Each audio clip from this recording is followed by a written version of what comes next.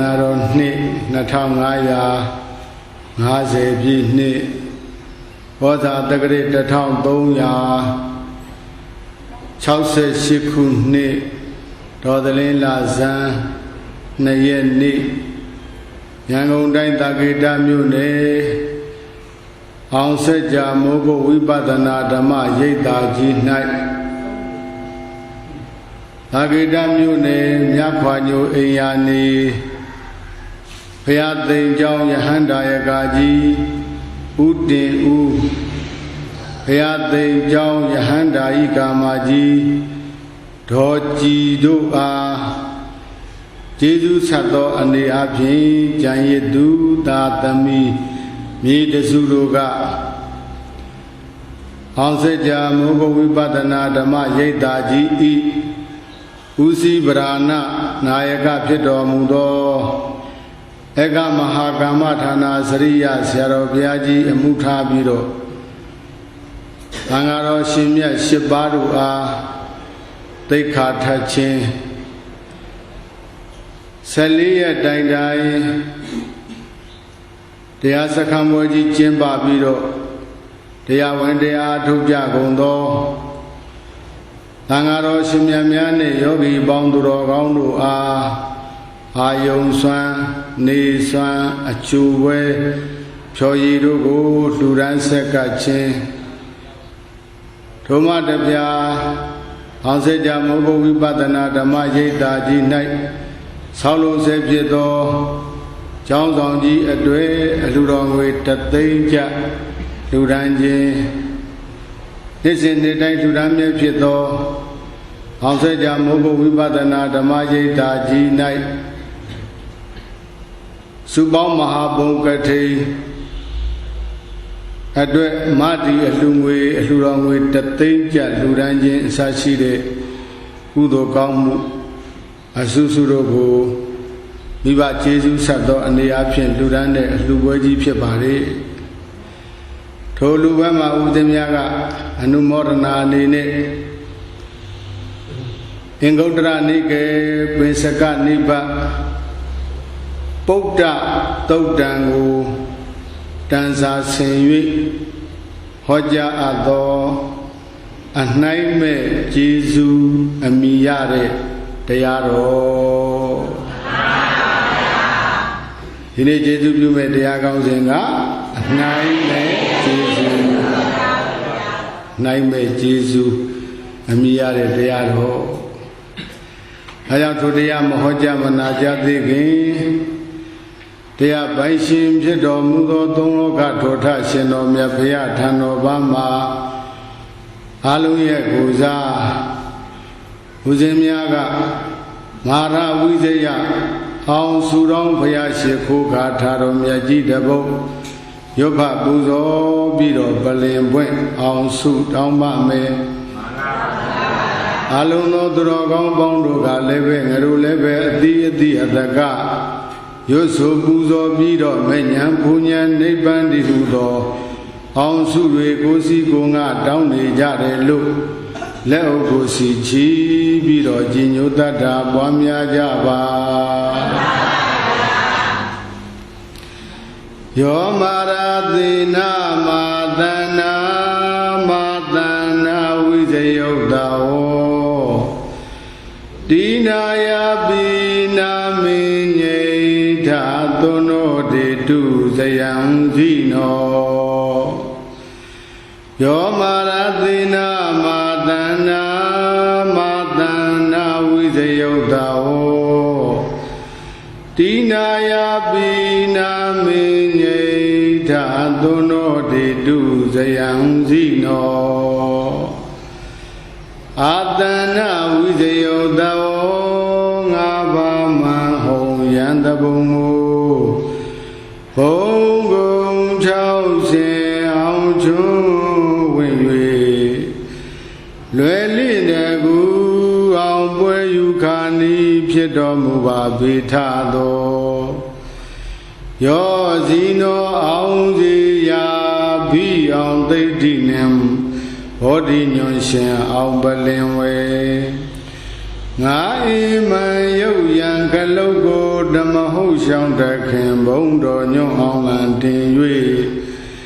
အောင်ပလင်ကနဲ့ကနဲ့ရိပ်မာအောင်ဘိသိသွန်ပြန်တော်မူသော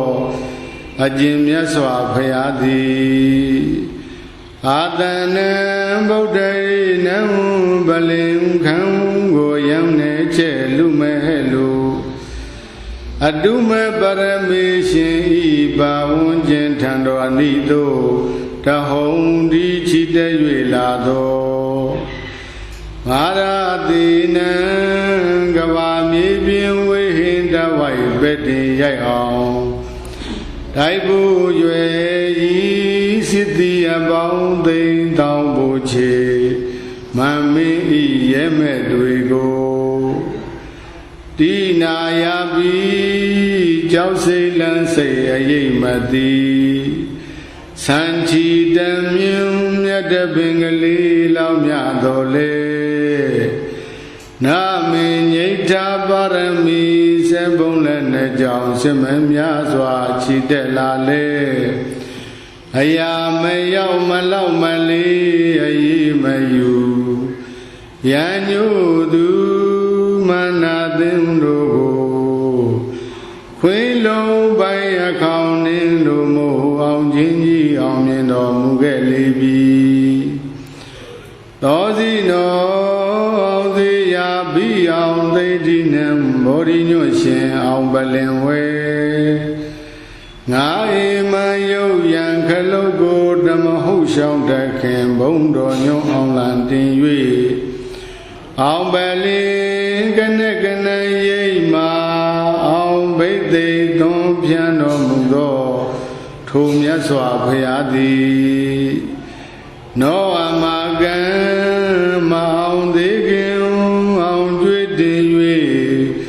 အောင်မြင်ရမျိုးဘုရားတပည့်တော်တို့အားဇယံအောင်စုကိုဝါပိစုပန်သန္တရာနှပြအောင်ကြောင့်စုမွန်ကောင်းကိုဒေတုပေဒနာတော်မူပါမြတ်စွာဘုရားဒေတုဘုံဒေသောထောင်ရောင်မိကဲ့သို့မျက်စိချိန်ပြောင်းပြောင်းကြီးတဲ့အောင်စုကြည်ပေးတော်မူပါမြတ်စွာဘုရား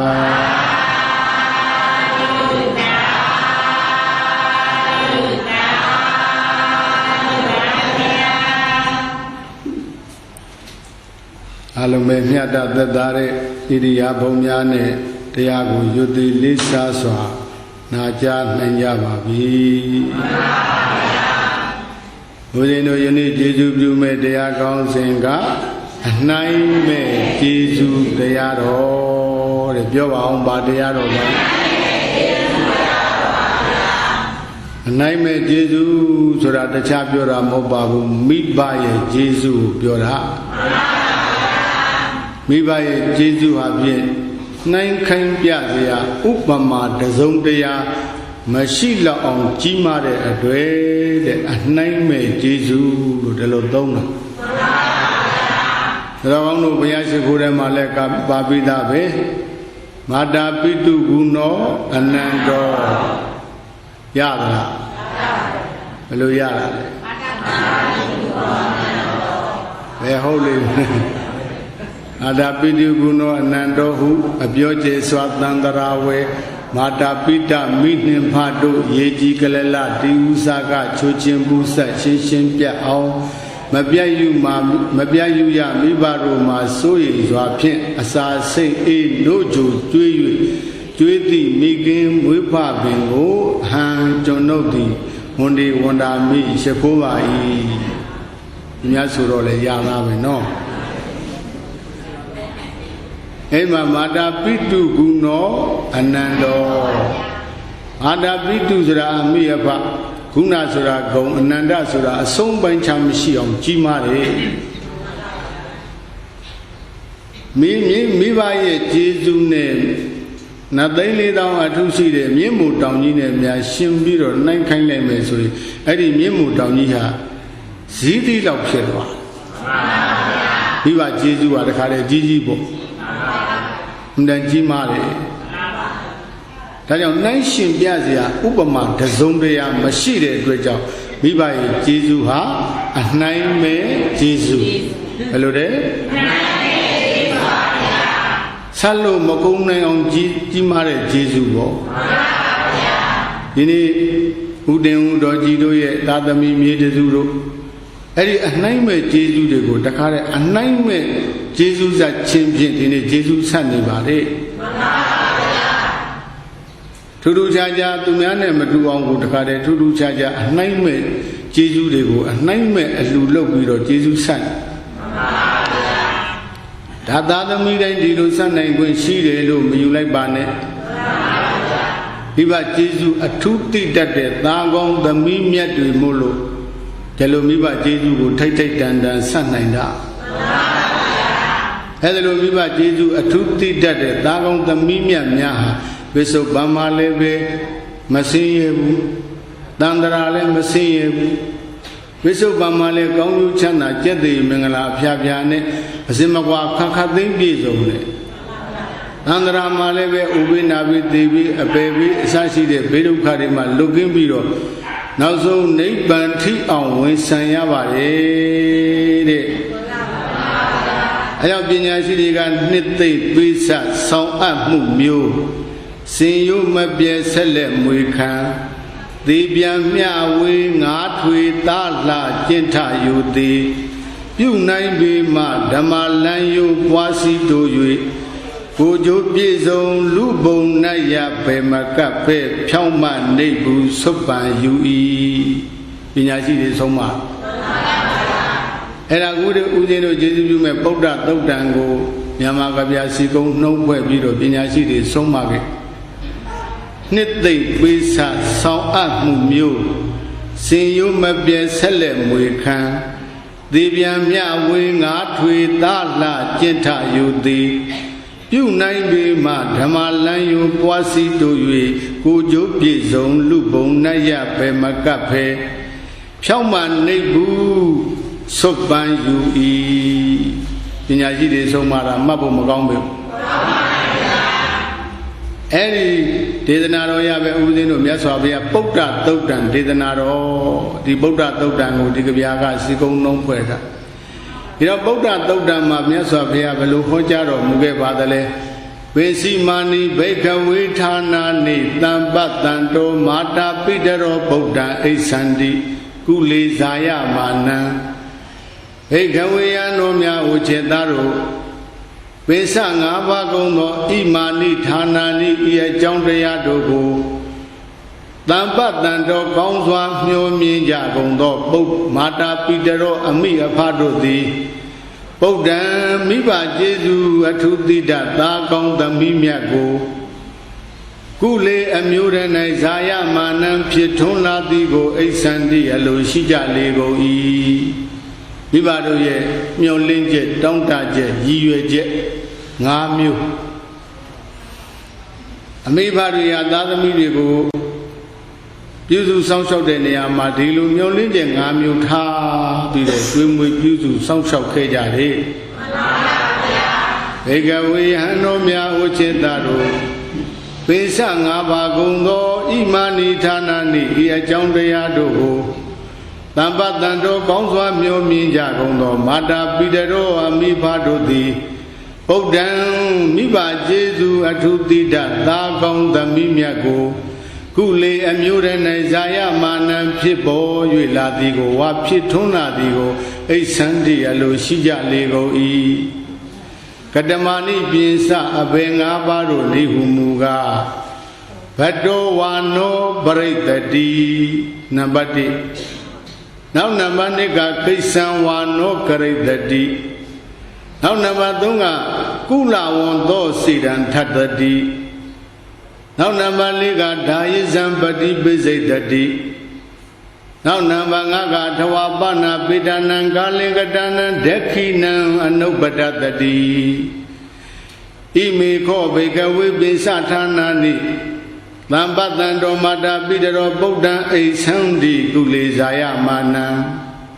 ဘေကဝေယံတို့များဥจิตသားတို့ နောငါတို့သည်ဝါငါတို့ကဘတ်တော်ဝါနိုးကြိုတိုက်ကျွေးခြင်းစသည်ဖြင့်မွေးမြူအပ်သောသားကောင်းသမီးမြတ်သည်လဲနောငါတို့ကိုပရိသတ်တိအတုံတဖန်ပြန်၍ပြုစုလုံကျွေးလက်တံနံပါတ်1အချက်အာသမီးလေးတွေမွေးမြူတဲ့အခါမိဘများညွန်လင်းချက်၅ပါးရည်ရွယ်ချက်၅ပါးတောင်းတချက်၅ပါးနဲ့မွေးမြူကြပါလေအဲ့ဒီ၅ပါးတဲ့ကနံပါတ်1ရည်ရွယ်ချက်တောင်းတချက်ကငါတို့ကနို့ကြိုတိုက်ကျွေးခြင်းစသည်ဖြင့်မွေးမြူထအပ်သောသားကောင်းသမီးမြတ်တီဟာသားကောင်းသမီးမြတ်တွေဟာငါတို့အုံမင်းမဆွမ်းရှိတဲ့အခါငါတို့ကိုပြန်လဲပြီးတော့အတုံးတဖန်ပြန်လဲပြီးတော့ကျွေးမွေးပြုစုစောင့်ရှောက်လိုက်လက်တန်းတဲ့အဲ့ဒီမျောလင်းချက်လဲနံပါတ်1ထားပါအခါကြီးတွေဒကမာကြီးတွေလူလောကစပြီးတော့ရောက်လာစဉ်အခါတုန်းကလူလောကထရောက်စဉ်ခါတုန်းကမဟုတ်ပါဘူးမိဘတွေဟာသာသမီကလလရေကြီးဒီကလေးကခုနဘုရားရှိခိုးထဲမှာဆိုသွားပြီမာတာပိတုကုဏောအနန္တောဟုအပြောကျဲစွာမာတာပိတမင်းနှင့်ပါတော့ရေကြီးကလလတီဥ္စာကချိုခြင်းပူဇက်ရှင်းရှင်းပြအောင်မပြတ်ယူရမိဘတို့မှာဆိုရင်စွာဖြင့်အစာစိတ်အေးနိုးကြွကျွေး၍မွေးသမီးခင်ကျွေးသည်မိခင်မွေးဖခင်ကိုအဲ့ဒီမှာမိဘများဟာသာသမီများကလလရေကြီးဒီကလေးကအစာဆင်ញင်ရတယ်အသွားဆင်ញင်ရတယ်အနေတိုင်းဆင်ញင်ရတယ်ဒီသားဒီသမီးလေးတွေဒုက္ခရောက်မှာဆိုလို့တခါတည်းမှာပဲကိုယ်ကောင်းကျိုးပေးမဲ့သားလားလည်းမသိရသေးဘူးကောင်းကျိုးဆိုးကျိုးပေးမဲ့သားလားသမီးလားလည်းမသိရသေးပဲနဲ့ဘာပဲဖြစ်ဖြစ်လေကိုသားဟာကိုသားကိုသမီးဟာကိုသမီးပဲဆိုပြီးတော့အဲ့ဒီရေကြီးကလေးလားတိစားကလေးကနေပြီးတော့ချိုခြင်းပူဇက်ရှင်းရှင်းပြအောင်မပြတ်ယူရမိဘတို့မှာစိုးရိမ်စွာဖြင့်ဆိုတဲ့အတိုင်းပဲအစာဆင်ញင်ရတယ်အသွားဆင်ញင်ရတယ်အနေတိုင်းဆင်ញင်ရတယ်အစစအရာရာမှာဆင်းရဲဒုက္ခခံပြီးတော့ဒီသားဒီသမီးလေးတွေကိုလကျော်10လရောက်ဖွားမြောက်တဲ့အထိပြုစုစောင့်ရှောက်ခဲ့ဒါကဝမ်းလာကျွတ်လာပြန်တော့9လကျော်10လလွန်မြောက်လို့ဝမ်းကကျွတ်လာပြန်တော့လည်းပဲယောဂီတို့ဦးဇင်းတို့ဘဝလေးတွေကလက်ကားရခြိကားရနဲ့ဒုက္ခိတလေးကနေစခဲ့တာပါကိုခြေတော်ရှိပါတယ်ကိုခြေတော်နဲ့ကိုလိုရာခရီးပြီးတိုင်းရောက်အောင်မသွားနိုင်ကိုလက်ရှိပါတယ်ကိုလည်းနဲ့ကိုထမင်းကိုယူပြီးတော့မစားနိုင်ကိုပါဇက်ရှိပါတယ်ကိုပါဇက်နဲ့ကိုထမင်းဝါပြီးတော့မစားနိုင်အမေရဲ့နှုတ်စားတယ်လို့မပြောတတ်အမေရဲ့ရေစားတယ်လို့မပြောတတ်အမေရဲ့ချင်းကြိုက်တယ်လို့မပြောတတ်ဘဲနဲ့ငိုတာတစ်ခုလောက်ပဲတတ်လာခဲ့တာအဲ့ဒါလက်ကာယခြေကာယနဲ့ဒုက္ခိတလေးတဲ့အဲ့ဒါမိဘနှစ်ပါးကအရေးတကြီးကြီးနဲ့ရင်ပူရင်နာအရင်မမနာရလေအောင်အဝလည်းနှလုံးပခုံးလည်းနဲ့သစ်ကဝါပတ်တော်ကစီနဲ့လူပြအောင်ကျွေးမွေးပြုစုစောင့်ရှောက်လာခဲ့လို့ယနေ့လိုလူတစ်လုံးသူတစ်လုံးဖြစ်ရပါသည်ဒါဦးဇင်းပြောတာအကျဉ်းလေးပဲရှိပါသေးတယ်အနေငယ်များပဲရှိပါသေးတယ်ဟောလို့ပြောလို့မကုန်နိုင်အောင်ကြီးမားပါတယ်အဲ့ဒီလိုဒုက္ခိတဘဝလေးတုန်းကဒါမိဘနှစ်ပါးကမပြုစုပဲပြည့်မြာထားလိုက်ရင်ယောဂီတို့ဒီအခြေအနေရောက်ပါမလားမရောက်ပါဘူးအဲ့ဒါတခါတည်းမှာပဲအစာဆင်းရဲအနေဆင်းရဲအိတ်ကောင်းခြင်းမအိပ်ရစားကောင်းခြင်းမစားရဒီသားကြောင့်ဒီသမီးကြောင့်ဒီသားဒီသမီးလေးတွေတခါတည်းပင်မကြီးစွာပြုစုတွေးမွေစောင့်ရှောက်လာခဲ့အဲ့ဒါဘယ်လိုရည်ရွယ်ချက်နဲ့စောင့်ရှောက်ခဲ့ရတယ်လဲဟောဒီသားလေးတွေသမီးလေးတွေဟာအချိန်တန်အရွယ်ရောက်လူလန်းမြောက်တဲ့အခါငါတို့ကဒီတိုင်းမနေဘူးအိုးအိုးမာတဲ့ဒီနေ့တစ်ချိန်ချိန်မိဘတွေကဘာဖြစ်အောင်မှာ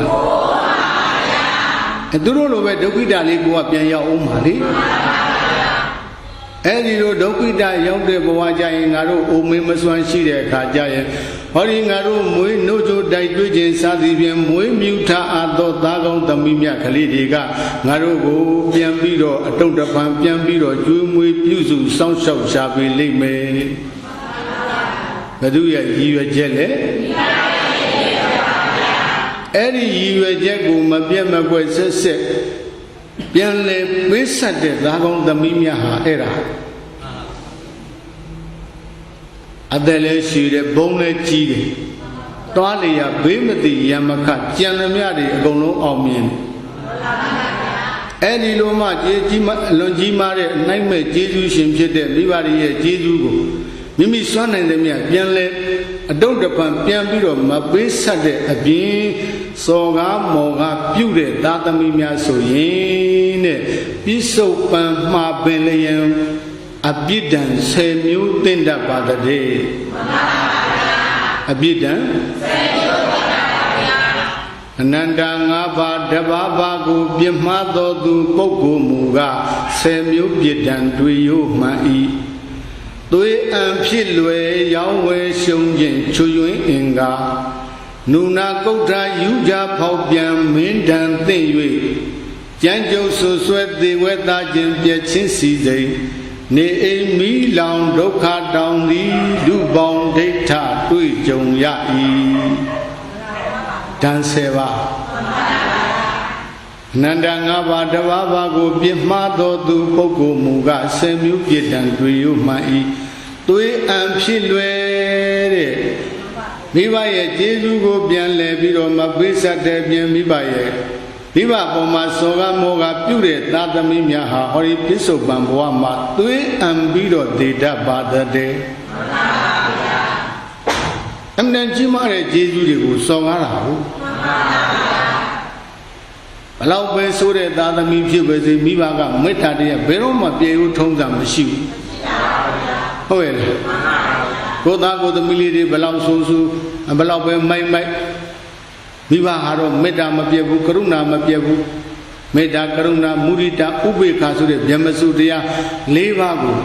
အခြားသောပုဂ္ဂိုလ်များအပေါ်မှာအပြည့်အဝမကျင့်သုံးနိုင်စေကာမူမိမိရဲ့သားသမီးများအပေါ်မှာတော့ဗျမစုတရား၄ပါးအပြည့်အဝထားပြီးတော့မိဘများဟာကျင့်သုံးပါလေတဲ့ဒါကြောင့်မို့လို့မိဘများဟာဗျမာကြီးတွေနဲ့သားသမီးတွေဘက်ကကြည့်ရင်ဗျမာကြီးတွေနဲ့အလားတန်တူတဲ့ဗျမာကြီးတွေဟာအလုံးသောတ attva တို့အပေါ်မှာမေတ္တာကရုဏာမုဒိတာဥပေက္ခဆိုတဲ့ဗျမစုတရားလက်ကင်ထားကျင့်သုံးမိဘများဟာလည်းပဲအခြားသောမြမကြီးတွေလိုတ attva အားလုံးတို့အပေါ်မှာမြမစုတရား၄ပါးအပြည့်ဝထားပြီးတော့မကျင့်သုံးနိုင်စေကာမူမိမိရဲ့သားသမီးများအပေါ်မှာတော့မြမစုတရားအပြည့်ဝထားပြီးတော့ကျင့်သုံးပါတယ်တဲ့ဒါကြောင့်အမတန်ကြီးမားတဲ့ကျေးဇူးတွေကိုတပံတုံးပြန်ပြီးမပေးဆက်တဲ့ပြင်စော်ကားမော်ကပြုတဲ့သားသမီးများဟာဖြင့်ဘုပစ္စုပန်ဘဝမှာပဲသွေးအံပြီးတော့အသေးစိုးနဲ့ဒေတတ်တယ်တဲ့သွေးအံဖြစ်လွယ်ရောင်းဝယ်ရှုံးခြင်းရောင်းဝယ်ပေါက်ကမှုပြုတဲ့အခါမှာလည်းဘယ်တော့မှအမြတ်ဆုံးမရဘူး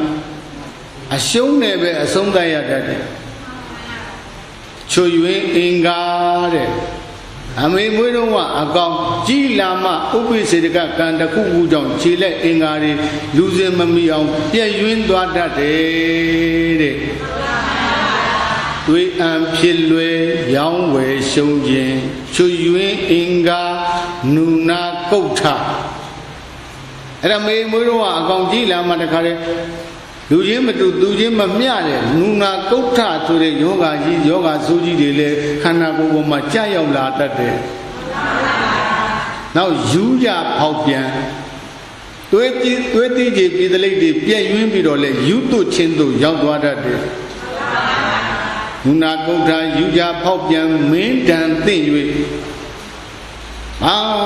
မလုပ်ဘဲနဲ့အလိုလေးရောက်အိမ်မောထိုင်းနေရင်းနဲ့မင်းပြမင်းတန်လဲအလိုလေးရောက်သင့်တတ်တယ်။နောက်ကြမ်းကြုတ်ဆွဆွဲတယ်။အိုးစုံမစားခွက်စုံမစားပဲနဲ့ဓမ္မသူကလာပြီးတော့မင်းဟာတခုပဲမင်းဟာဓမြပဲလို့လာပြီးတော့ဆွဆွဲခံရတတ်တယ်။နုနာကုဋ္ဌယူကြဖောက်ပြန်မင်းတန်သိ၍ကြမ်းကြုတ်ဆွဆွဲသေးွယ်သားခြင်းငယ်ငယ်ရွယ်ရွယ်နဲ့မိဘဆွေမျိုးညီကိုမောင်နှမတွေလည်းသေပွဲကွဲပြီးတော့ဒုက္ခရောက်တတ်တယ်။လောကအလယ်မှာထိကြံတကုံကျွက်ဘဝနဲ့မျက်နှာငယ်နဲ့နေရတတ်။ဒ တေခွဲသားခြင်းပြည့်ချင်းစီစိန်ဥစ္စာတနာလဲအလောက်ပဲရရန်သူမျိုး၅ပါးတဘာဘာနဲ့မကြံမိပြက်သွားတာကြီးပဲလေအဲကြောင့်နုနာကုဋ္ဌာယူကြပေါပြန်မင်းတန်သိ၍ကျမ်းကျုပ်ဆွဆွဲသေးခွဲသားခြင်းပြည့်ချင်းစီစိန်နေအိမ်မီလောင်တဲ့မိမိနေတဲ့အိမ်ကြီးဟာကိုလည်းပဲမကြမီးလောင်တတ်တဲ့အဲ့ဒါပြစ္ဆုတ်ပံမှာကိုတွေ့ကြုံတတ်တဲ့အပြစ်ဒဏ်10မျိုးတဲ့အနန္တ5ပါးတဘာဘာကိုပြမသောသူပုဂ္ဂိုလ်မူက10မျိုးပြစ်ဒဏ်တွေ့ရမှန်၏သွေးအံဖြစ်လွယ်ရောင်းဝယ်ရှုံးခြင်းချွေရွင်းအင်္ဂါနုနာကုဋ္ဌာယူကြဖောက်ပြန်မင်းတန်သိ၍ကျမ်းကျုပ်ဆွဆွဲသေးခွဲသားခြင်းပြည့်ချင်းစီတိန်နေအိမ်မီလောင်ဒုက္ခတောင်းသည်လူပေါင်းဒိဋ္ဌတွေ့ကြုံရ၏ဒါပြစ္ဆုတ်ပါမှာတွေ့ရတဲ့အကျိုးနော်သုတေမနိသေလွန်သွားတဲ့အခါကျပြန်တော့ဘေရောက်ပြန်တယ်လေဆိုတော့ကာယတဗေဒပရမရဏအပါယံဒုက္ခတိဝိနိပါတံနိရိယဥပပိစတိကာယန္တခန္ဓာကိုယ်ဤဗေဒပျက်စီးခြင်းကြောင့်မရဏသေးပြီးဒီမှပရဏောက္ကာလ၌အပါယံချမ်းသာခြင်းတော့ဒုက္ခတိမိဘကျေးဇူးကိုမပေးဆက်တဲ့ဖြင့်စောကားမောကားပြုတဲ့သာမိုက်သမီးမိုက်တို့၏သွားရလမ်းကြောင်းဖြစ်သောဝိနိပါတံပျက်စီး၍ကြာရောက်ရာဖြစ်သောနိရိယငရဲတို့ဥပပိစတိကပ်ရောက်တတ်ပါ၏သေလွန်ရဲ့အချမ်းမိတ်မှလည်းဘယ်ရောက်တတ်ပါလေငရဲရောက်တတ်တယ်တဲ့မိဘကျေးဇူးဆက်လို့လားမိဘကျေးဇူးကိုစောကားလို့လားမိဘကဒီလိုမျိုးလင်းချက်ကြီးနဲ့ဒီသားဒီသမီးလေးတွေမွေးမြူပြီးတော့လာခဲ့ရတာအခုတော့ကျေးဇူးတွေမပေးဆက်တဲ့အပြင်မိဘရဲ့ဂုဏ်ကျေးဇူးတွေကိုတဖန်တုံ့ပြန်ပြီးတော့မပေးဆက်တဲ့အပြင်စောကားမောကားပြုတဲ့အတွက်ဗေဒံလေးတင်းတတ်ပါတဲ့အပြန်အဖြစ်မိဘကျေးဇူးအထုတိတတ်သားကောင်းသမီးမြတ်တို့ကြတော့အဲ့ဒီဘေးရန်တွေအကုန်လုံးပြီးတော့ချမ်းသာဒုက္ခအဝဝတွေအကုန်လုံးပြည့်စုံကြပါလေဒီနေ့ဥဒေဥတော်ကြီးတို့သာသမီမြေတစုတို့ဟာဖြင့်မိဘကျေးဇူးကိုတခါတည်းတရေရေတွေးပြီးတော့ဘယ်လိုကောင်းမှုမျိုးပြုပြီးငါတို့အနန္တဂိုင်းဝင်ကျေးဇူးရှင်ရဲ့ကျေးဇူးရှင်မိခင်ဖခင်တို့ရဲ့ကျေးဇူးကိုဆက်ရပါမလဲလို့တွေးကြံပြီးတော့နှီးမျိုးစုံနဲ့ပေးဆက်နေတာဒါသားကောင်းသမီးမြတ်တွေမဟုတ်ဘူးလားဟုတ်သလားဒါကြောင့်မို့လည်းပဲပစ္စုပန်ဘဝမှားတွင်ပင်လည်းရင်လူကြီးလူခင်တွေပေါ်တယ်ဘေးရန်တွေကင်းတယ်ဇီဝဥစ္စာအလုတ်ကိုင်းကြံစီဟုများတွေတနေ့တခြားဒီရလတိုးပေါ်အောင်မြင်နေတယ်ဆိုတာအလုံးတော်စင်များသိပြီးသားပါပဲအဲဒါကြောင့်မိဘတို့ရဲ့မျောလင်းခြင်းနံပါတ်1ကနောငါတို့ဒီဝါငါတို့ကဘတော်ဝါနို့တို့တိုက်ကျွေးခြင်းစသည်ဖြင့်မွေးမြူ၍ထသောသားကောင်းသမီးမြတ်သည်မူလိနောငါတို့ကိုပရိတ္တိအတုတ်တပံပြန်လဲ၍လှုပ်ကြွေးပြုစုစောင့်ရှောက်လက်တံဒါနံပါတ်1ရည်ရွယ်ချက်နော်နောက်နံပါတ်2ရည်ရွယ်ချက်ကဘာလဲဗုဒ္ဓံမိဘကျေးဇူးအထုတိတာသာကောင်းသမီးမြတ်သည်နောငါတို့ဤကိစ္စံအမှုကိစ္စဟုသမျှကိုကရိတ္တိကူညီစောင့်ရှောက်ပြီးတော့ပြုလုပ်ပေးလက်တံငါတို့အသက်ကြီးလာလို့အမှုကိစ္စအဝဝတွေမဆောင်ရွက်နိုင်ခဲ့သည်ရှိတော်တဲ့ငါတို့အရေးရာကိုခံယူပြီးတော့ငါတို့မွေးမြူထားတဲ့သားကောင်းသမီးမြတ်ကလေးတွေကငါတို့ရဲ့အမှုကိစ္စဟူသမျှကိုကူညီပြီးတော့ဆောင်ရွက်ပေးပေလိမ့်မယ်ဟုတ်ရဲ့လားအစသာအရာရာပေါ့အမှုကိစ္စတွေပေါ့လောကထဲမှာတွေ့ရကြုံရတဲ့အမှုကိစ္စမှန်သမျှဒီသားတွေကမိဘအရေးအရာကိုခံယူဒီသမီးတွေကမိဘအရေးအရာကိုခံယူပြီးတော့မိဘကိုကူညီဆောင်ရှောက်နောက်ဆုံးကိုပြောမယ်အိမ်နဲ့ထမင်းချက်ဟင်းချက်တာအစဒီသားဒီသမီးတွေကူညီဆောင်ရှောက်ပေးတာမျိုးပေါ့ဟုတ်ရဲ့လားဒီလိုကူညီမှုဆောင်ရှောက်မှုမျိုးကလည်းပဲဆောင်ရှောက်ပေးရတယ်ကိုနှုတ်ကူညီဆောင်ရှောက်ခြင်းဟလာလက်ဤကူညီဆောင်ရှောက်ခြင်းဆိုလိုပဲဆောင်ရှောက်ပေးရတယ်နောက်နံပါတ်3ကဘာလဲကုလဝံသောစိရန်ထတ္တိ ဗုဒ္ဓမိဘကျေးဇူးအထုတိတာသာကောင်းသမီးမြတ်သည်ကုလဝန္တောအမျိုးအနွယ်သည်စိတံကြာမြင့်စွာထပ်တိတိလက်တံနောက်မိဘရဲ့ရည်ရွယ်ချက်မျှော်လင့်ချက်တစ်ချက်ကပါလေငါတို့မရှိတဲ့နောက်ပိုင်းမှာငါတို့ရှိတဲ့အခါမှာတော့၎င်းငါတို့မရှိတဲ့အခါမှာတော့၎င်းငါတို့ရဲ့အမျိုးအနွယ်ကိုမပြောက်ပြရလေအောင်တနည်းငါတို့အမျိုးအနွယ်ကြာမြင့်စွာတည်တံ့ရလေအောင်ဟောဒီသားကောင်းသမီးမြတ်ကလေးတွေကစောင့်ထိန်ကြပေလိမ့်မယ်ဆိုတဲ့ရည်ရွယ်ချက်ဝန္တာနုရခိတစိတ်ပေါ့ဗမာလိုပြောရင်မျိုးချစ်စိတ်ဓာတ်ရှိရမယ်ပေါ့ဘာစိတ်ဓာတ်ရှိရမလဲကိုမျိုးကိုအနွယ်ကိုမပြောက်ပြအောင်လဲထိမ့်သိမ်းဆောင်ရှောက်ရမယ်ကိုမျိုးကိုအနွယ်ကိုလည်းပဲချစ်ခင်တတ်တဲ့စိတ်ဓာတ်ရှိရမယ်အမေမသိမမကြံသေးဘူးအဖေမသိမမကြံသေးဘူးတကြက်ကြက်နဲ့ဟုတ်လားကြွညံနဲ့တခါတည်းဒုတ်တပြက်ဓာတ်တပြက်ရံဖြစ်လို့အဲ့ဒါမျိုးချစ်စိတ်ဓာတ်မရှိတာအခုဒီမှာဒကာကြီးဦးတင်ဦးတို့ဒကမာကြီးတော်ကြီးတို့သားတွေသမီးတွေကြည်ရတာပဲဦးစင်းတို့ဒကာကြီးတွေဒကမာကြီးတွေလည်းအမြင်တိုင်းပဲ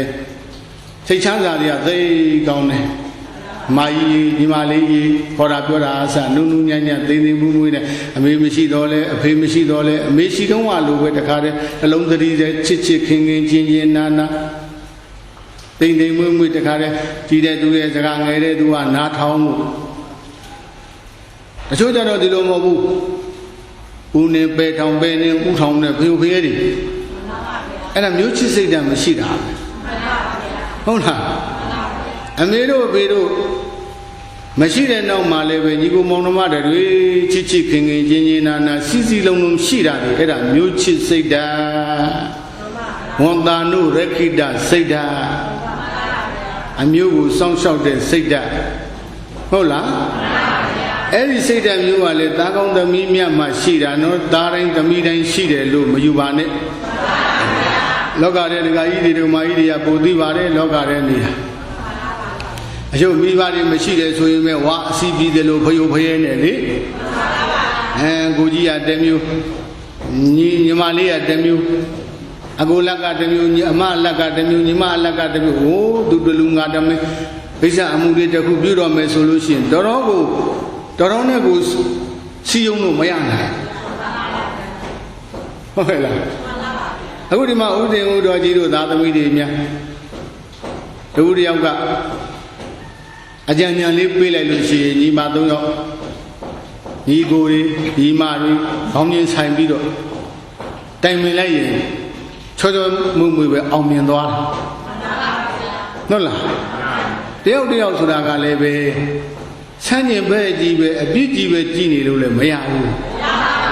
ဟုတ်ရဲ့လားတယောက်အလိုမကြတဲ့အခါတယောက်ကသီးခံလို့စိတ်ဆိုတာတော့ပုထုဇဉ်စိတ်ဆိုတာတခါတလေလဲခိုက်လဲမသိတဲ့အခါရှိတာပေါ့လေဒါလေးတွေကိုသီးခံပြီးတော့သူစိတ်ဆိုးတော့ပြောတာပဲသူစိတ်ဆိုးပြီးတဲ့အခါကျတော့သူသိသွားလိမ့်မယ်လို့သီးခံလိုက်ရင်ကိစ္စပြီးသွားတာပဲအလုံးမမိုးပဲနဲ့တယောက်ရံညိုးကြီးတွေဖွဲ့ပြီးတော့အမိုက်ကစပြတ်သက်မီးလောင်ဆိုသလိုတချို့ယုံရောက်ခိုက်ရောက်ဆိုတဲ့အခြေအနေတောင်ရောက်ကြတယ်ညီကိုမောင်နှမအချင်းချင်းညီကိုချင်းချင်းမောင်နှမအချင်းချင်းအစရှိသည်ဖြင့်လေအဲ့ဒါမျိုးချစ်စိတ်ဓာတ်မရှိဘူးဝန္တာနုရခိတစိတ်မရှိဘူးအဲ့ဒါလို့ဆိုရင်ဘယ်တော့မှလောကီရေးရာတွေလည်းမအောင်မြင်နိုင်ဘူးတန်တရာကြီးမှလည်းပဲဘေးမကင်းနိုင်အဲ့ကြောင့်မျိုးချစ်စိတ်ဓာတ်မရှိရဘူးလားရှိရမျိုးချစ်စိတ်ဓာတ်ရှိခြင်းနဲ့ရှိပါစေဆိုတဲ့ဆန္ဒဟာမိဘတွေမှာငါသားသမီးလေးတွေငါသားသမီးလေးတွေငါတို့မရှိတဲ့နောက်ပိုင်းမှာစီစီလုံးလုံးညီညီညွတ်ညွတ်တင်းတင်းမြတ်မြတ်နေထိုင်နိုင်ကြပါစေဆိုတာမိဘတိုင်းရဲ့ရင်ထဲနှလုံးထဲမှာဒီစိတ်ဓာတ်မရှိဘူးလားရှိမိဘရဲ့စိတ်ဓာတ်ကိုဟုတ်လားဖြည့်စည်းတဲ့သားသမီးမိဘအလိုကျနေထိုင်နေဆိုတဲ့သားသမီးကဒါသားကောင်းသမီးမြတ်ဟုတ်ရဲ့လားမိ မိဘဖြစ်စေခြင်းနဲ့ဆန္ဒကိုအကုန်လုံးချစ်ပြည့်ပြည့်တယ်ဆိုရင်အဲ့ဒါတားမိုက်သမီးမိုက်တဲ့ပါသွားနာကောင်းသမီးမြတ်ဆိုရင်ပိဿုပန်တန္တရာနှစ်ဖြာဘဝအေးမြတ်အာသုသမီးမိုက်တွေဆိုလို့ရှိရင်ပိဿုပန်တန္တရာနှစ်ဖြာဘေးရန်မကင်းနိုင်ဘူးမအေးနိုင်အဲကြောင့်မိဘတွေကကုလဝန်သောငါတို့ရဲ့မျိုးအနွယ်သည်ကုလဝန်သောငါတို့ရဲ့မျိုးနွယ်သည်စီရန်ကြာမြင့်စွာထတ္တိဒီလက်တငါတို့အမျိုးအနွယ်ကြာမြင့်စွာမပြောက်ပြဲဖက်နဲ့တည်တတ်နိုင်ကြပါစေငါတို့မွေးမြူထားတဲ့သားသမီးတွေကငါတို့ရဲ့အမျိုးအနွယ်ကိုစောင့်ရှောက်နိုင်ကြပါစေဆိုတဲ့ရည်ရွယ်ချက်နံပါတ်4အနေနဲ့နံပါတ်3အနေနဲ့မထားဘူးလားထားပါတယ်တဲ့နောက်တကနံပါတ်4ရည်ရွယ်ချက်ကဒါယေဇံပฏิပိစိတ်တိဘုံတော်မိဘကျေစုအထုတိတသာကောင်းသမီးမြတ်သည်ဒါယေဇံငါတို့အမွေဥစ္စာတွေကိုမိဘကကြံခဲ့တဲ့အမွေဥစ္စာဆိုတာအနေနဲ့အများရှိမှာဟောဒါယေဇံငါတို့အမွေဥစ္စာတွေကိုပฏิပိစိတ်တိမပြောက်ပြအောင်စက္ခံထိမ့်သိမ့်လက်တံဒီအမွေတွေလည်းပဲအလားတပြောက်ပြမသွားအောင်ဟောဒီသားသမီးလေးတွေကထိမ့်သိမ့်လိုက်မယ်တဲ့တချို့ကြတော့ဒီနေရာမှာလည်းပဲပြောကြရကအမွေဆိုတဲ့နေရာမှာ2မျိုးရှိပါတယ်အမွေဘယ်နှမျိုး2မျိုးရှိပါတယ်2မျိုးကဘာလဲမေးရင်ပစ္စည်းအမွေနဲ့ဓမ္မအမွေ2မျိုးဟာပစ္စည်းအမွေနဲ့ဓမ္မအဲ့ဒါမိဘတိုင်းသားသမီးများကိုပေးခဲ့တဲ့အမွေ2မျိုးပဲမှန်ပါဗျာဘာအမွေနဲ့ဘာအမွေပစ္စည်းအမွေနဲ့ဓမ္မအမွေပါဗျာအမွေ2မျိုးရှိပါပစ္စည်းအမွေဆိုတာကတော့မိဘမှာကြံခဲ့တဲ့လက်ငုပ်လည်းရင်အတွင်ပြင်ပစ္စည်းပေါ့ဓမ္မအမွေဆိုတာကဘာလဲမိဘတွေရှိစဉ်အခါတုန်းကဓမ္မနိလန်းကြကြသွန်သင်ခဲ့တဲ့ဆုံးမခဲ့တဲ့ဩဝါဒစကားတွေ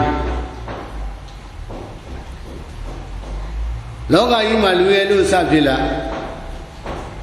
မိမိရဲ့ဆရာအရင်းလီအမိနဲ့အဖ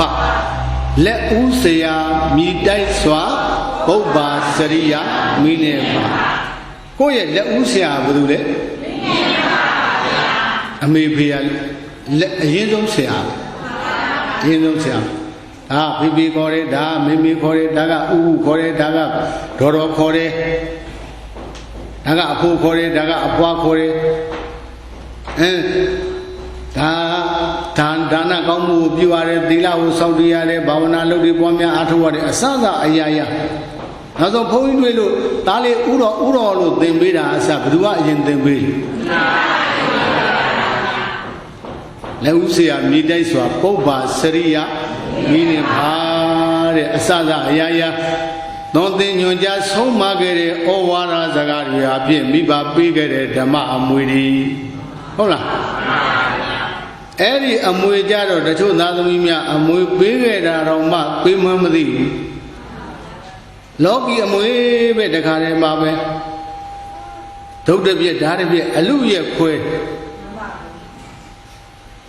အဲ့ဒါသူနဲ့တယ်ငါများတယ်နဲ့ဒုတ်တပြက်ဓာတ်တပြက်နောက်ဆုံးယုံရောက်ခိုက်ရောက်ကြည့်အောင်ဖြစ်တယ်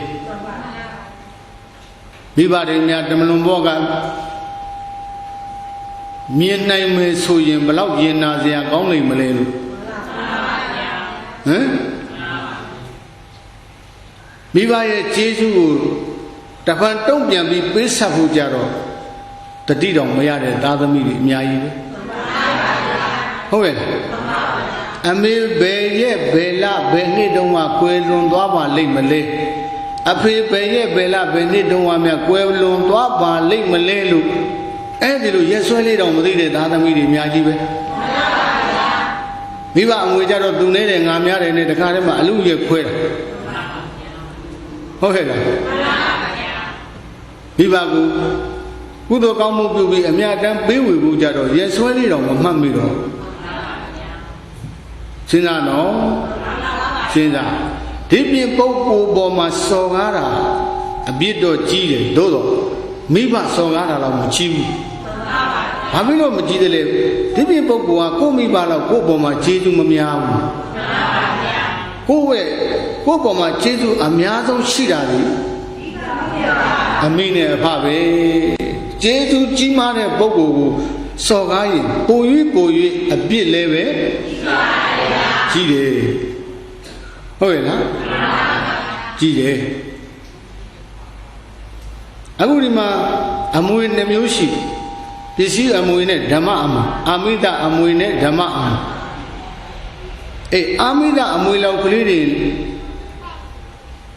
လက်ခံနေထားလို့မဖြစ်ဘူးဓမ္မအမွေလည်းလက်ခံအခုမေတော်ကြီးတော်ကြီးတို့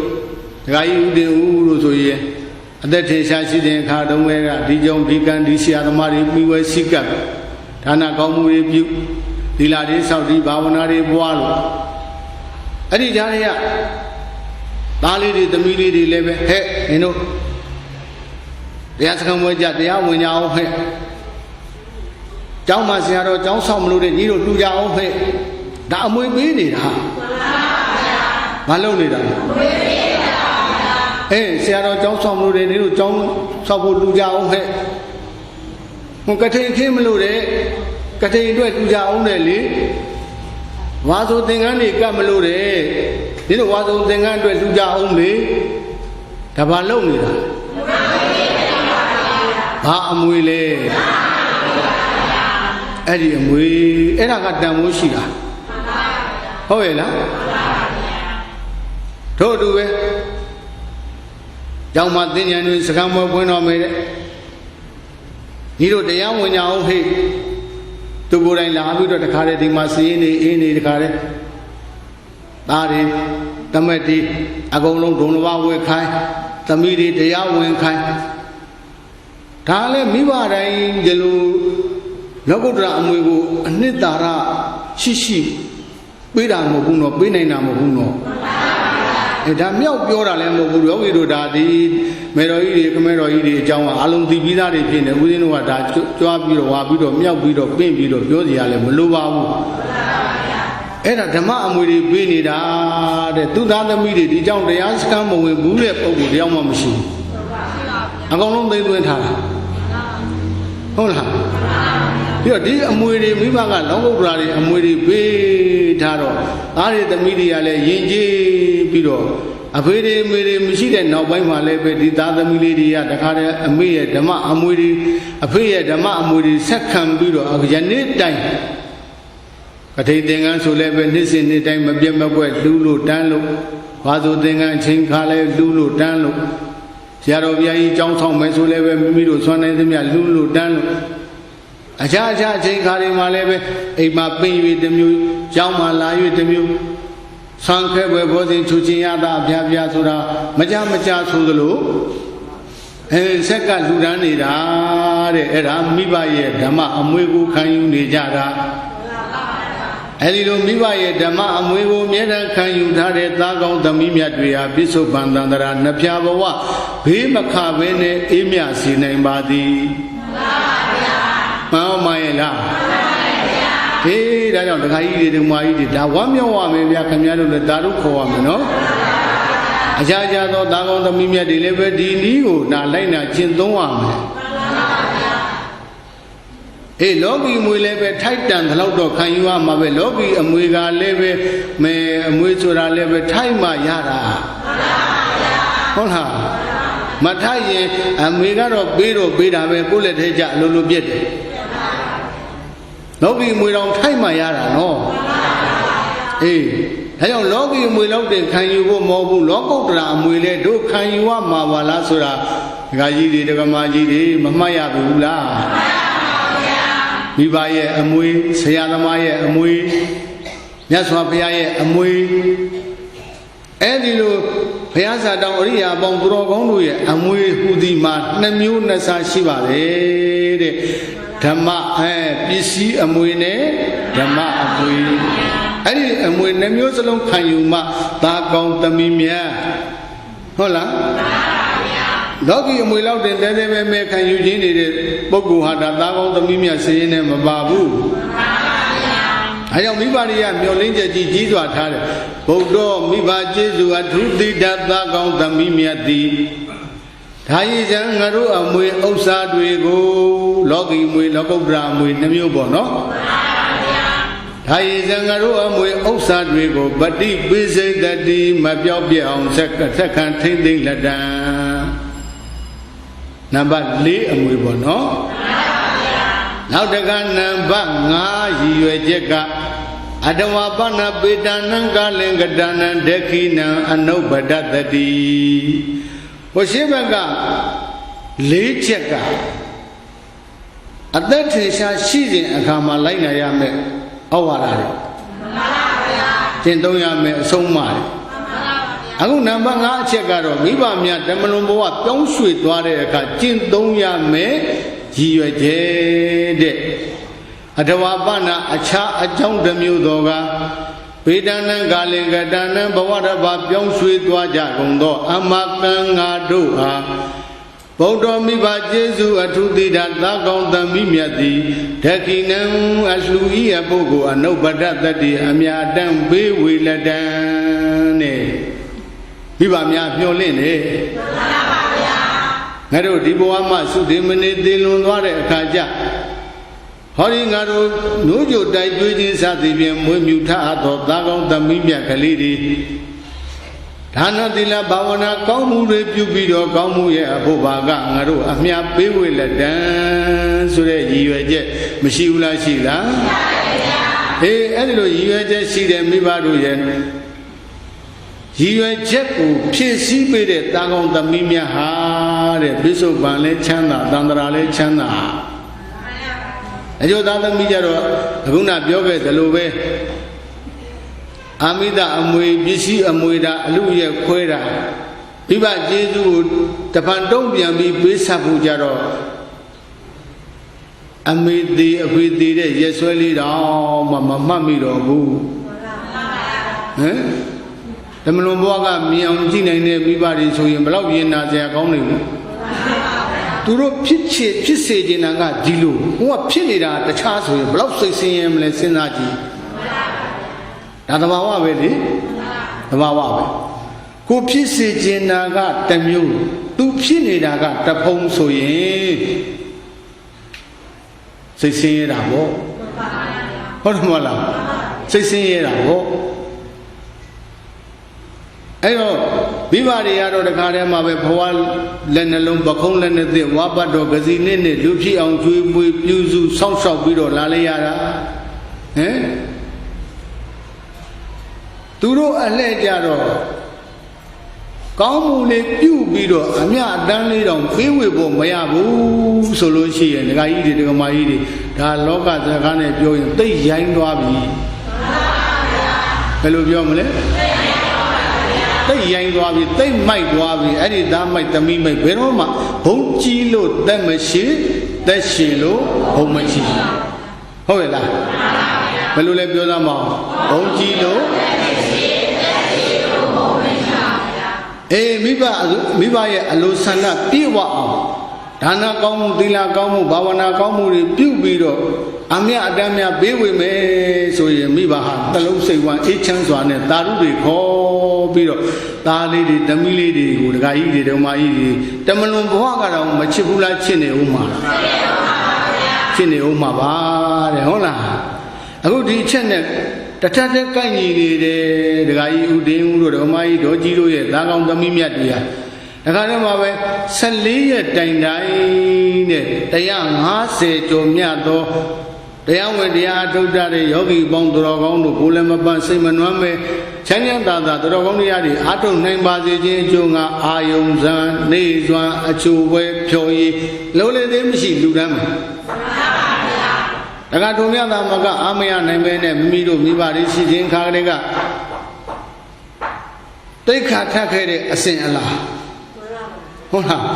ဘုရားရှင်တို့ဗမာပြည်တစ်ပြည်လုံးလှည့်လည်ပြီးတော့သွားနေတယ်ဥတည်ဥတော်ကြီးမိသားစုလောက်သိက္ခာထက်တဲ့အကျိန်များတာမရှိသေးဘူးမတွေ့သေးဘူးမကြုံသေးဘူးဟုတ်လားအဲ့ဒါမိမရှိစဉ်ခါကလေးကချမှတ်ပေးခဲ့တဲ့အမွေယနေ့တိုင်ဆက်လက်ပြီးခံယူနေတယ်ဆိုတော့ Gai de Mai, Damanama Mumiade, Lungani Bobia. Gasia Ishiba, they can't tell you. Radumia Maga, Amia Nandi Babene, Salo said to Che John Longi to elevate the thing Mafia. Nisin the day to Ramia Peter, Subom Mahapuri, Boji Male, Madi, Alumwe, the thing Mafia, so we don't have. Did the Mobabu Shinity a little way to get up? Oh, Era Mibaye, Jiva Jetiku, Kizini, David Miabulaya. Erido Gudo, Gaumuru, Pubi, the Gala, Igamu Gudo, Abu Bagago, Amiru, Apiru, Yaya Bawa, Hontanaga, Wamia, Numo, Daru, Kojabalo, Amia Adani, Pewi, or Haide, Gamaidi, Uden Udoji, Magaba, Luturo, Gong, Naturo, Gong, Yamaturo, Gong, Bongia, Gong, Daru, Kojama Babe. However, to all Daru correct Komudi, the Gaidi, Mamia Bula Miadala. Having a mere so kid, Jesus Sunday, a name Jesus Sunday, Mivago, Balonile.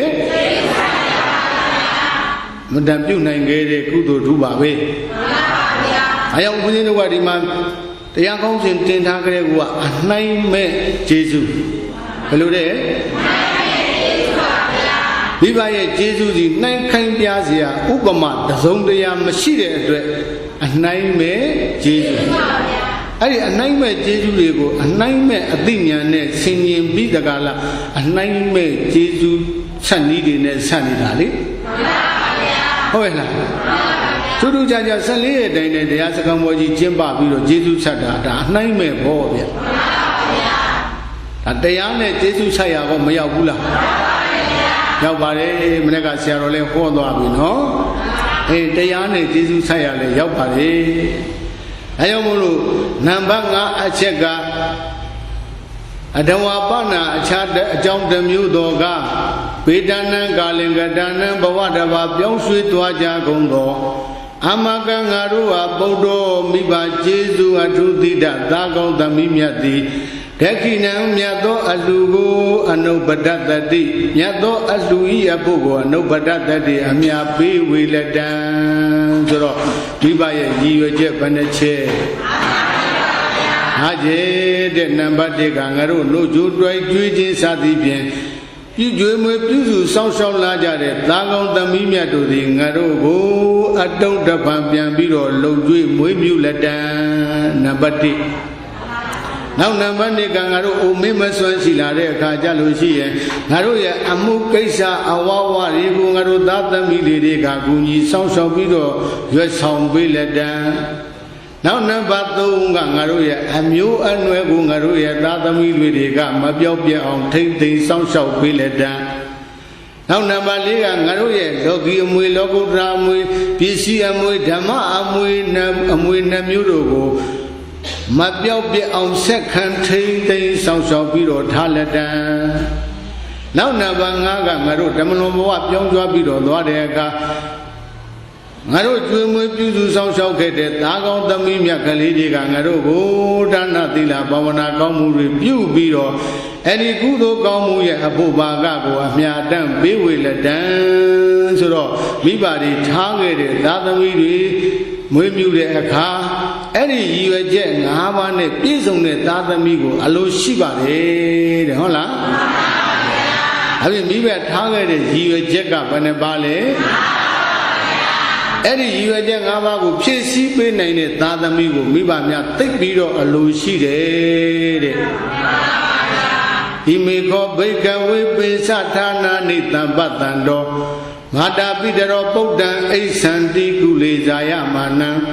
Egawaya no Miao Chetaro, Bisanga Bagongo, Imanita Nani, John Readogo, Lambatando, Gondo, Minja Gondo, Mata Pitero, Amia Badudi, Potan, Miba Jesu, Atudida, Tagon, the Mimiaco. Gule, Amure, Nazayamana, Pitunu Ladigo, a Santi Alucia Lego,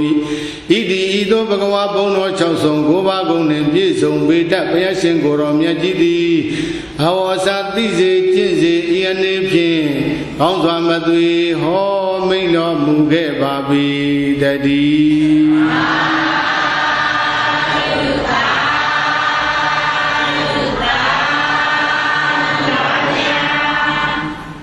အရာဒီနေ့ဘွဲကြီးဟာဂျေဇုဆက်တဲ့ဘွဲကြီးနော်ဒီပါဂျေဇုကိုအထုတိတတ်ပြီးတော့အနိုင်မဲ့ဂျေဇုဆက်တဲ့ဘွဲကြီးအနိုင်မဲ့ဂျေဇုဆက်တဲ့ဘွဲကြီးမှာယနေ့ဦးရင်းတို့ဂျေဇုပြုတဲ့တရားကအနိုင်မဲ့ဂျေဇုတရားတော်ပြောပါဦးပါတရားတော်အဲဒီလိုအနိုင်မဲ့ဂျေဇုပေးဆက်တဲ့တာကောင်းသမီးမြတ်တို့သည်ပိစုပန်မှာလည်းပဲသွားလေရဘေးမတိယမခခလုံးမတိစူးမကြီးလောအင်းဆန္ဒကြံသမျှတွေပြေဝစေနိုင်ပါသည်သန္တရာမှာလည်းပဲအိုခြင်းနာခြင်းသိခြင်းအစရှိတဲ့ဆင်းရဲဒုက္ခတွေမှာလွတ်ခဲ့ပြီးတော့တန်တိဒုက္ခနိဗ္ဗာန်တတ်သို့ဆိုက်ကပ်စေနိုင်ပါသည်နှစ်သိမ့်ပိစဆောင်းအပ်မှုမျိုးစင်ရိုးမပြတ်ဆက်လက်မွေခံသေပြန်မြဝေငါထွေသားလာကျင့်ထယူသည်ပြုနိုင်ပေမှဓမ္မလံယိုပွားစီတို့၍ကိုကျိုးပြည့်စုံလူပုံနတ်ရဘယ်မကပဲဖြောင်းမှနေဘူးစွပန်ယူ၏တို့ပညာရှိတွေဆုံးမတယ်အဆုံးမမှတ်ဖို့ရမကောင်းပေဘူးလားမှန်ပါဗျာအေးဒါကြောင့်မို့လို့နိဗ္ဗာန်ရောက်ကြောင်းအကျင့်ကောင်းဖြစ်တဲ့အနိုင်မဲ့ယေရှုဆက်တဲ့ကုသိုလ်ထူးကိုအလုံးသောတတ္တဝါအပေါင်းတွေရယူစီးပူးနိုင်ကြပါစေလို့မေတ္တာပြုပြီးတော့အောင်ယောဇနဂါထာတပုတ်ရွတ်တရားပွဲသိရအောင်ဒုက္ခမေကမိဝတ္တန္တိမောဒန္တိဝသဗ္ဗံလဝါဒုက္ခမေကမိဝတ္တန္တိမောဒန္တိဝသဗ္ဗံလဝါဝတ္တန္တိဓမ္မမေကံမိတထာတတ္တသုခေတိတာမေကံမိအေးမြစေနိုင်ချမ်းပြိုင်ပြိုင်သွန်းစင်ရှင်မုံမင်းသည်ဝတ္တန္တိရရှိမျက်နာသွန်းကျေရွာချလိုက်သည်ရှိတော်ရုခတောတောင်တခွင်သစ်ပင်ခြုံွယ်ပေါင်းတို့သည်သဗ္ဗံလဝပူပွင့်နေဖာပါဝေကြကုန်သည်ဖြစ်၍မောဒန္တိဤဝလိုက်ပါသာရိန်ွယ်ကဖြင့်လွန်စွာဝမ်းမြောက်ကြကုန်တကဲ့သို့ဧဝံတထပမထားယူထိုအတူဓမ္မမေကမိဒုက္ခတိဘဝနိဗ္ဗာန်သို့ဆောင်ဖို့တညာအနိုင်မဲ့ကျေးဇူးတရားတော်ဒီဟုသောမိုးတော်ကြီးသည်ဝါတန္တိဒေသနာဉာဏ်ဒီဟုသောဒိဋ္ဌိထေကသုံးကျေရွာချလိုက်သည်ရှိသောရုခတောတောင်တခွင်သစ်ပင်ခြုံတွင်ရုခတောတောင်တခွင်သစ်ပင်ခြုံတွင်ပေါင်းတို့သည်သဗ္ဗံလဝပူပွင့်နေဖာပါဝေကြကုန်သည်ဖြစ်၍မောဒန္တိဝမ်းမြောက်ကြလေကုန်၏မောဒန္တိလူပြေမှလည်းတရွှင်ရွှင်နတ်ပြေမှလည်းတငိမ့်ငိမ့်နိသိမ့်ဘွယ်တလိုင်းလိုင်းနဲ့နိဗ္ဗာန်တိုင်အောင်ဝမ်းမြောက်နိုင်ကြပါစေကုန်သတည်း